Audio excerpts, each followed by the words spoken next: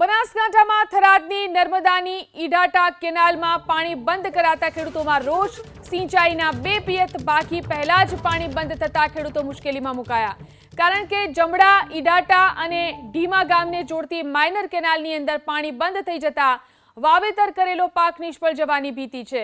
છેલ્લા 10 દિવસથી કેનાલમાં સિંચાઈનું પાણી ન મળતા ખેડૂતોને હાલાકી છે। ખેડૂતોનો આરોપ છે કે અનેકવાર રજૂઆતો કરવામાં આવી પરંતુ પાણી છોડવામાં આવ્યું નથી, જેથી તાત્કાલિક ધોરણે સિંચાઈ માટે પાણી છોડવાની માંગ કરવામાં આવી છે। વધુ જાણકારી મેળવી અમારા સંવાદદાતા વસંત ફોન લાઈનથી જોડાયા છે। જી વસંત, માઇનર કેનાલ બંધ છે, કેમ પાણી છોડવામાં નથી આવી રહ્યું?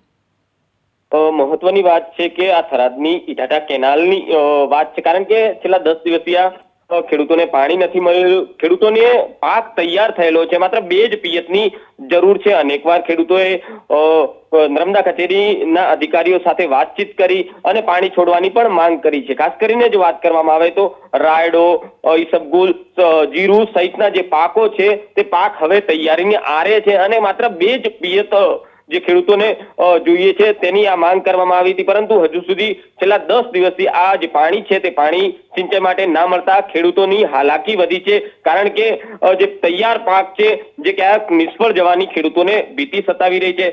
નર્મદાના અધિકારીઓ અને સતત ખેડૂતો વાતચીત કરી રહ્યા છે, કારણ કે માત્ર 2 દિવસ જે 2 પિયત છે તે 2 પિયત પાણી છોડવાની હાલ તો ખેડૂતોએ માંગ કરી છે। તાત્કાલિક ધોરણે સિંચાઈ માટે પાણી છોડવામાં આવે તેવી તમામ ખેડૂતોની હાલ તો માંગ જોવા મળી રહી છે। જી આભાર તમામ જાણકારી આપવા માટે।